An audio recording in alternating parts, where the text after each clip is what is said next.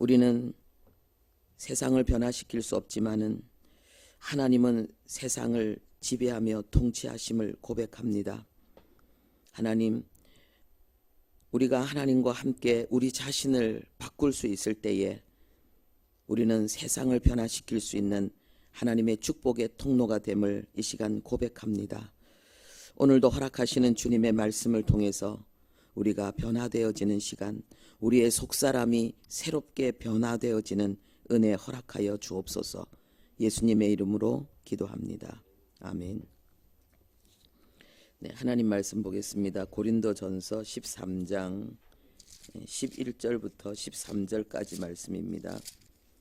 오늘 말씀의 제목은 항상 있어야 할 것입니다. 항상 있어야 할 것. 고린도전서 13장 11절부터 13절까지.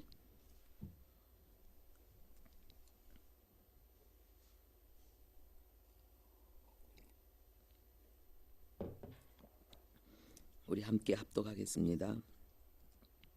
내가 어렸을 때에는 말하는 것이 어린아이와 같고 깨닫는 것이 어린아이와 같고 생각하는 것이 어린아이와 같다가 장성한 사람이 되어서는 어린아이의 일을 버렸노라. 우리가 지금은 거울로 보는 것 같이 희미하나 그때에는 얼굴과 얼굴을 대하여 볼 것이요 지금은 내가 부분적으로 아나 그때에는 주께서 나를 아신 것 같이 내가 온전히 알리라. 그런즉 믿음, 소망, 사랑 이 세 가지는 항상 있을 것인데 그 중에 제일은 사랑이라. 아멘.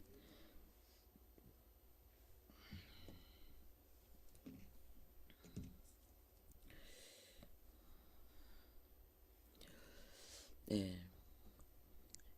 그토록 우리가 원하지 않았던 그리고 두려워했던 공수처법이 이제 우리 코앞에 나타났습니다. 우리가 이런 어려운 상황 속에서 하나님 안에서 해답을 얻을 수 있는데, 그리고 여전히 하나님은 역전의 축복으로 우리를 이끄시는 하나님임을 우리가 선포해야 되는데 거기에 조건이 있습니다. 우리는 무조건적으로 일방적인 하나님의 은혜로 구원받았지만 이제 구원받은 자녀로서 삶을 살아가는 데 있어서는 조건적입니다. 왜냐하면은 이제 우리는 하나님의 소유가 되었고 그리고 하나님의 영광을 나타낼 자들이 되었기 때문에 우리가 하나님의 은총을 누릴 때에 그 은총이 우리에게 하나님의 영광입니다. 그렇기 때문에 거기에는 하나의 조건이 있는데 하나님의 자녀의 삶을 사는 것입니다. 마땅히 행할 길을 행하는 것입니다. 그래서 하나님이 우리에게 그 삶을 살 수 있도록 하나님의 법을, 율법을 주신 것입니다. 하나님의 말씀을 우리에게 주신 것입니다. 오늘 우리가 읽은 내용에 보니까 우리에게 항상 있어야 될 것이 세 가지 있다라고 하나님 말씀하십니다. 항상 있어야 될 것. 이 어려운 상황 속에서는 더욱 우리에게 있어야 될 것이라고 우리는 말할 수 있습니다. 그것이 믿음, 소망, 사랑이라고 하나님은 말씀하십니다. 믿음은 무엇을 이야기하겠습니까? 하나님에 대한 믿음을 이야기합니다. 하나님의 능력에 대한 믿음, 그리고 하나님은 그 능력을 발휘하실 때에 우리 앞에서 어떻게 행하실 것을 미리 알려주십니다. 하나님은 약속하신 말씀을 우리 앞에서 성취해 나가십니다.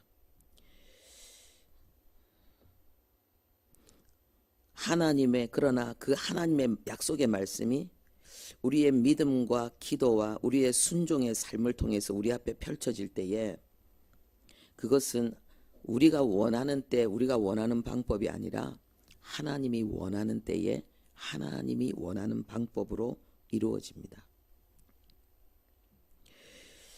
그러나 이 모든 것에 있어서 철저하게 조건적이기만 하다면은 우리가 어떻게 하나님의 은총을 다 누릴 수 있겠습니까? 우리는 실수도 많고 부족도 많은데 그런데 하나님은 우리의 중심을 보십니다. 우리의 부족과 실수와 우리의 겉으로 드러난 행동만으로 즉각 하나님은 심판하지 아니하시고 오래 참으시면서 하나님은 우리의 중심을 보시고 하나님은 우리에게 한없는 긍휼과 자비를 베푸시면서 하나님은 우리를 선으로 응답하시고 이끌어 가십니다. 그렇기 때문에 우리가 그 많은 부족과 허물에도 불구하고 오늘도 이렇게 하나님 앞에 예배할 수 있는 것입니다. 우리가 예배한다는 것은 모든 것에 승리했다는 것이거든요. 모든 승리를 우리는 예배를 통해서 하나님 앞에 고백하고 그리고 드러내고 하나님께 영광 돌리는 것이거든요. 우리가 함께 모여서 드리는 이 의식적인 예배뿐만 아니라 우리의 삶의 예배는 더욱 그러합니다. 삶의 예배가 무엇입니까?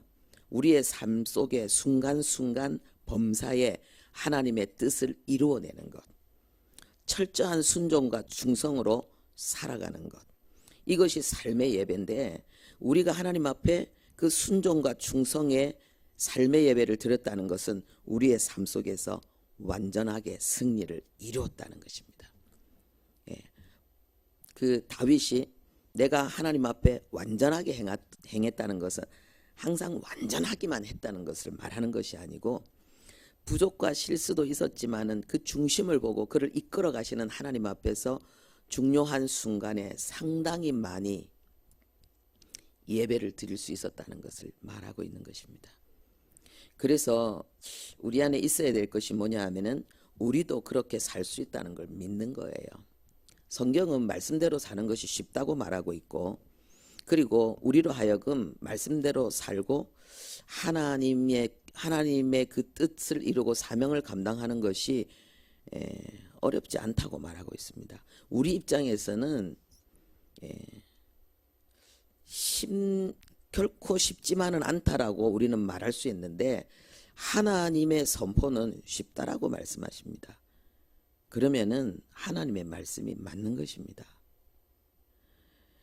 그래서 우리가 그 하나님의 말씀을 우리의 영혼 속에 받아들이고 인정하는 것이 중요합니다. 그것을 믿고 하나님의 말씀이 옳고 하나님의 말씀이 진리이고 참되다는 것을 선포하기로 항상 그것을 인정하고 고백하고 그렇게 살기로 우리가 결정하고 그렇게 나갈 때에 그것이 우리 안에 실제가 됩니다. 또한 하나님은 진리와 정의를 대적하는 자들, 하나님의 법을 어기는 자들을 향해서 하나님은 철저하게 공의의 심판을 행하십니다. 이 땅에서도 그리고 내세에서도. 우리가 믿어야 될 중요한 것이 뭐냐? 하나님의 심판입니다. 그리고 우리가 또 항상 있어야 될 것이 있는데 그것은 소망입니다. 무슨 소망입니까? 하나님의 나라는 결코 무너지지 않는다는 것입니다. 하나님의 나라는 영원할 뿐만 아니라 영원히 승리합니다. 그리고 하나님의 나라가 어디에 있습니까? 우리가 하나님의 나라입니다. 하나님의 나라가 여기 있다 저기 있다 하지 마라. 네 마음에 있다. 네 안에 있다. 우리는 거룩한 나라요. 왕같은 제사장이요. 하나님의 나라가 뭐냐? 우리가 하나님의 나라. 교회가 하나님의 나라예요. 성도는 하나님의 나라입니다. 우리가 가져야 될 소망은 하나님의 나라는 절대로 망하지 않습니다. 실패하지 않습니다. 그래서 우리도 실패하지 않습니다. 하나님이 우리를 지키시고 돌보십니다. 하나님은 우리의 기도에 응답하십니다. 저는 이렇게 믿음의 길을 걸어오면서 참 놀라운 사실들이 많은데요. 특별히 정말 하나님 앞에 감사한 게 뭐냐면은 내가 생각한 것보다 내가 받은 은혜가 너무 크다는 것을 확인할 때가 많다는 거예요. 와, 나에게 이런 은혜가 있었구나. 나에게 이런 믿음이 있었구나. 나에게 이런 역사가 일어날 수 있구나. 하나님의 말씀을 읽으면서 확인하는 내게 주신 하나님의 은혜. 아, 바울이 누리는 은혜를 내가 누리고 있구나. 다윗의 고백을 내가 지금 하고 있구나. 내가 하나님의 말씀 속에 있구나. 이것을 확인할 때에 너무 놀라운 거예요. 우리가 가져야 될 소망이 또 뭡니까? 기도 응답이라는 거예요. 우리의 기도를 하나님이 응답하신다는 것입니다. 또 우리가 가져야 될 소망이 뭐냐? 천국 소망입니다. 우리가 읽은 12절에 보니까 지금은 우리가 여기에 있지만, 지금은 우리가 희미하지만 그때에는 두 번이나 반복되어져 있습니다. 이 그때가 뭡니까? 새하늘과 새 땅. 우리에게 펼쳐질 궁극적인 완벽하게 완성된 구원의 그 능력과 영원한 영광의 삶이 천국에서 시작되어집니다. 하나님은 우리에게 완전한 복음을 주셨고, 하나님은 우리에게 완전한 구원을 주셨지만은 우리가 이 땅에서는 그것이 아직까지 완성된 것은 아니다는 거예요. 우리의 누림이 완전하진 않다는 거예요. 그런데 천국 가서는 우리는 완전하게 누리게 될 것이고, 완성된 그 축복을 우리는 충만한 그 은혜와 영광을 영원히 누리게 될 것인데, 우리가 이 땅 가운데서 누리는 이 구원의 은혜는 정말 그 해변의 모래 하늘과 같은 은혜인 거예요. 바다를 가득 채운 그 물을 우리가 그냥 한 방울 그냥 우리가 취하는 것에 불과한 거예요. 그럼에도 불구하고 우리의 영혼을 사로잡고 우리의 삶을 사로잡는 이 은혜. 그러니까 우리가 천국에 가서 누릴 은혜가 얼마나 대단합니까? 이상한 구름만 떠도 주님 오실라나 고대하는 그 마음에 그 하나님이 주신 은혜, 아름다운 꽃만 봐도 천국이 그립고, 아름다운 자연을 보면 천국이 그리운, 우리의 영혼 속에 하나님이 주신 은혜는 한 인간의 존재를 전생을 완전히 사로잡고 지배하고 통치하는 그 하나님의 은혜는 그냥 모래 하늘에 불과하다는 거예요. 그리고 사랑이 있어야 된다고 말씀하십니다. 이 사랑은 무엇을 이야기합니까? 하나님 사랑, 이웃 사랑. 우리가 항상 있어야 될 것이 하나님에 대한 믿음, 하나님의 능력과 하나님의 응답과 하나님의 심판, 그리고 소망, 천국과 기도 응답, 승리, 그리고 사랑. 이것은 우리 안에 항상 있어야 될 것이다 라고 하나님이 우리에게 말씀하십니다. 그런데 그 중에 제일은 사랑이라.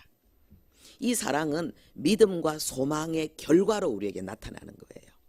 내가 믿음이 있을 때에 사랑할 수 있는 거예요. 소망이 있을 때에 뜨겁게 사랑할 수 있는 거예요. 사랑을 방해하는, 하나님에 대한 사랑을 무너뜨리고 이웃에 대한 사랑을 무너뜨리는 그 수많은 악을 물리치고 승리한 결과, 믿음으로 소망으로 이기고 우리에게 나타나는 것이 사랑이에요. 그런데 오늘 여기에서 말씀하시는 것이 뭐냐? 이 세 가지를 항상 가지고 있는 그 사람, 그 성도, 그 일꾼이 장성한 자라는 거예요. 이 세 가지를 항상 가지고 있지 못하다면은 영적으로 어린아이라는 거예요. 그가 설교를 잘하는 목사라 할지라도, 그가 능력과 기적을 행하는 은사자라 할지라도, 유명한 부흥사라 할지라도, 수많은 사람들을 감탄하게 만드는 아주 멋진 기적의 주인공이라 할지라도 이 세 가지가 항상 그 영혼 속에 있지 못하다면 그는 영적으로 어린아이, 다른 사람의 도움을 받아서 다른 사람의 은혜를 통해서 희생과 헌신과 충성과 승리를 누리는 어린아이.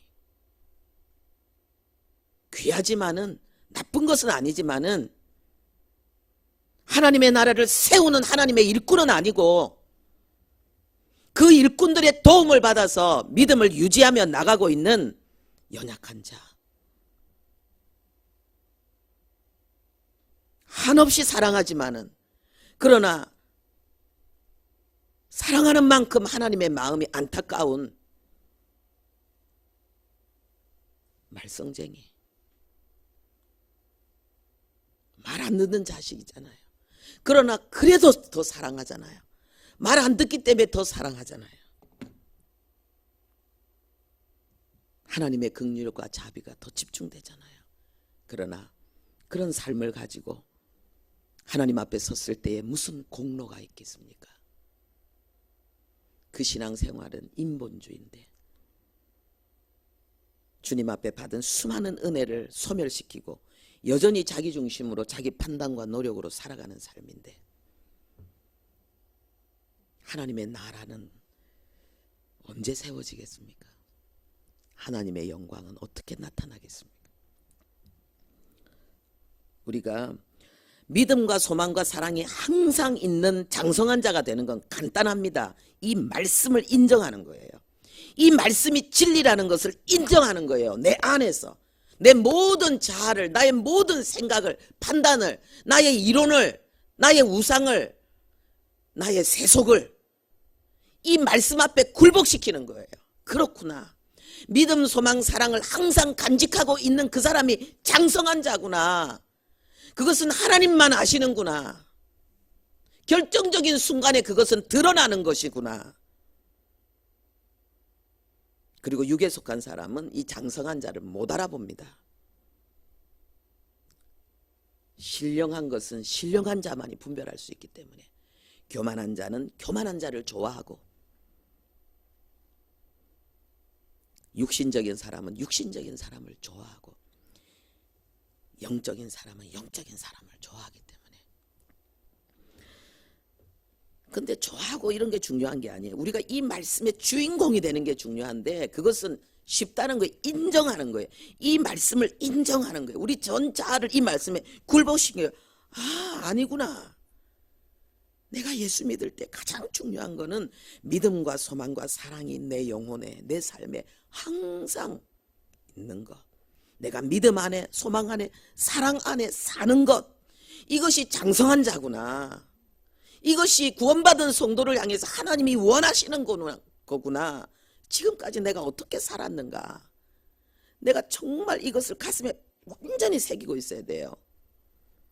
그리고 결단해야 되는 거예요. 아, 나는 이제 장성한 자의 길을 걸어가야 되겠다. 하나님을 위해서 막 열심을 내는 그 삶 속에서도 이 세 가지가 없는 사람은 어린아이인 거예요. 그런데 이 세 가지를 품고 하나님께 쓰임받는 그 사람이 장성한 자고, 그런 자들을 통해서 하나님의 나라는 찬란하게 일어나 세상을 변화시키는 것입니다. 오늘 한국교회가, 오늘 우리가 이 진리에 눈을 떠야 되는 거예요.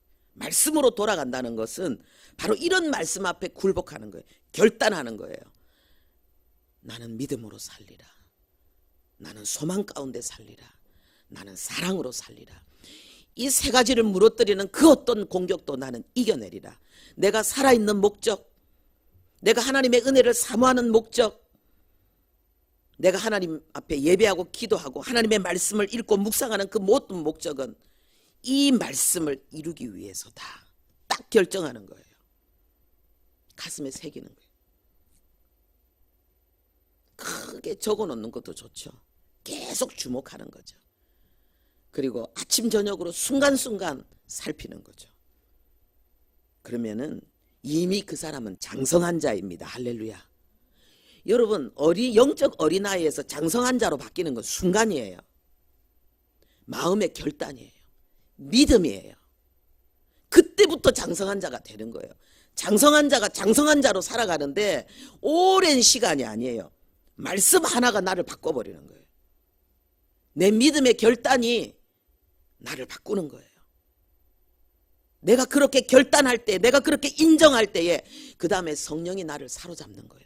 이 결단이, 이 인정이 얼마나 진실하느냐, 이게 중요한 거예요. 이것이 진실할 때에 그 진실한 믿음의 결단 속에 이미 나는 장성한 자가 돼버린 거예요. 그래서 하나님의 나라는 쉬운 거예요. 그래서 하나님의 나라는 모든 것이 은혜인 거예요. 우리의 힘과 노력으로 조금씩 이루어 나가는 거라면은 어렵죠. 이거 성화의 과정, 장성한 자에게 성화가 일어나는 거예요. 장성한 자에게 성령의 열매가 맺히는 거예요. 장성한 자에게 하나님의 나라에 의와 평강과 희락이 넘치는 것입니다. 근데 이것은 노력으로 되는 것이 아니라, 의지로 되는 것이 아니라 이것은 믿음으로 되는 거예요. 아멘. 진짜 믿고 내가 이 말씀 앞에서 내가 장성한 자의 길을 걸어가리라. 이제는 내가 영적 어린아이의 삶을 끝내리라.